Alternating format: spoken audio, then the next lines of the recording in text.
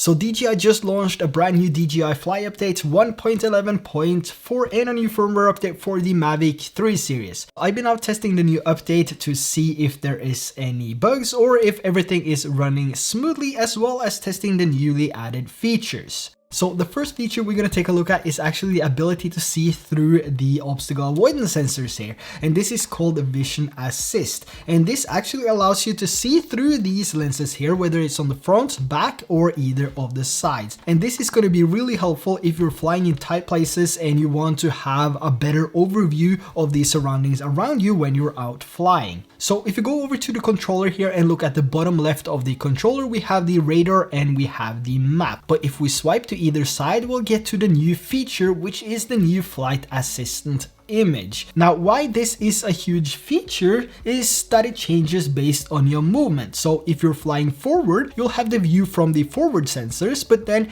if you change the direction of where you fly, the flight assistance will automatically change as well. So if you're flying to either of the sides and then starts flying backwards, the image will automatically update and you'll be able to see what's behind the drone. So this is really going to be useful if you're flying in those tight places. So let's say if you're flying backwards and you want to do a backwards tilt up shot, before we had to turn around the drone and see if there was any obstacles behind us before we actually got to the position to capture our shot. But now we don't have to do that because we can have this active all the time on the screen, and if we want to see it in a bigger version, we can just tap the image on the controller and it will enlarge and it will take the image coming from the camera and make that smaller. So you can just tap on these two images as you want to have one bigger than the other. Now, another new feature is also the AR return to home, which not only returns the drone back to its home point, but it now shows a visual route, including a more up-to-date home point indicator, which looks pretty nice. So the way that this basically works is when you select return to home, it will automatically show the path of how the drone will fly back to the home point. And when your drone is getting closer to its home point and preparing to land, there's also a new feature called AR shadow, which when you're going down to land your drone, the camera is facing downwards and it displays a shadow of where the drone will be landing. There won't be an actual shadow, but you will have this drone icon which will represent the shadow of the drone and give a better and more precise indication of where the drone will be landing, which is pretty nice as well. And as of testing this new firmware, the return to home couldn't be any better. It was spot on every single time.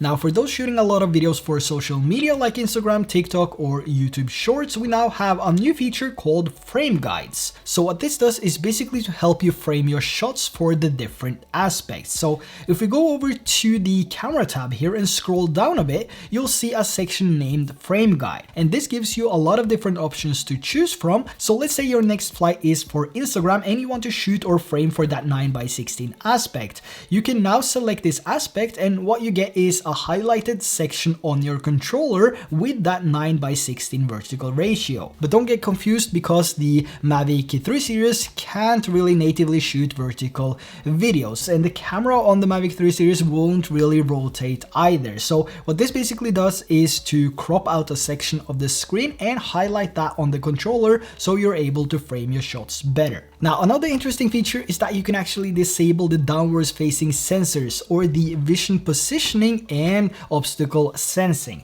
So to do that, we're going to go over to the safety tab and then scroll all the way down to the bottom under the advanced safety settings. And here you can turn this option on or off depending on what you prefer, but I would say there's only a few scenarios that you might want to turn this off. So for instance, if you're out on uneven terrain where you want to have a better control over the exact landing spot and not to have the drone automatically go down when you reach the minimum hover distance, or when you're out on a moving object like a boat or something similar to that, or places where you want or need the drone to land right away and not sit there and wait for about 3 or 4 seconds before it actually decides to land. So if you happen to be in situations like these where you want the drone to land immediately without waiting for the the drone to actually decide on whether or not it wants to land, then this could be the solution by simply turning this off. But it's also important to know that if you disable this, the hover ability will be weaker. So it's not gonna hover as good as if the feature was turned on.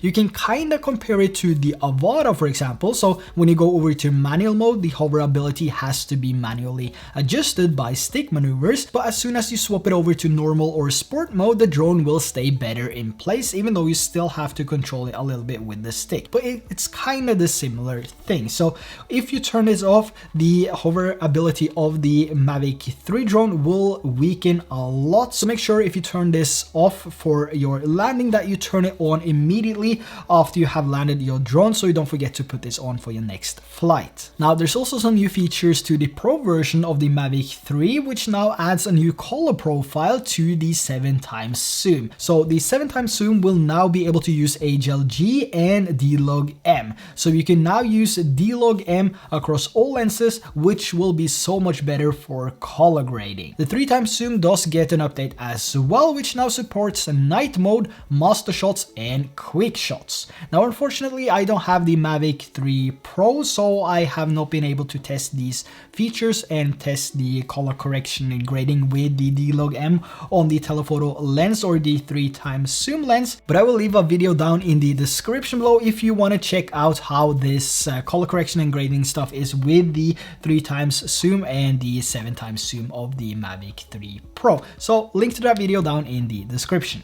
So what do you think of the new vision assist system? I think it's pretty cool actually, being able to have this active throughout your flight and have a better overview of your surroundings, and that it actually changes depending on the direction you fly is pretty cool. So those are the new features for the Mavic 3 series. Let me know in the comments below your thoughts on this update, and if you like this video, make sure that you drop a like for the algorithm, and if you haven't already, make sure to hit that subscribe button so you don't miss out on the next video, and I will see you in the next one.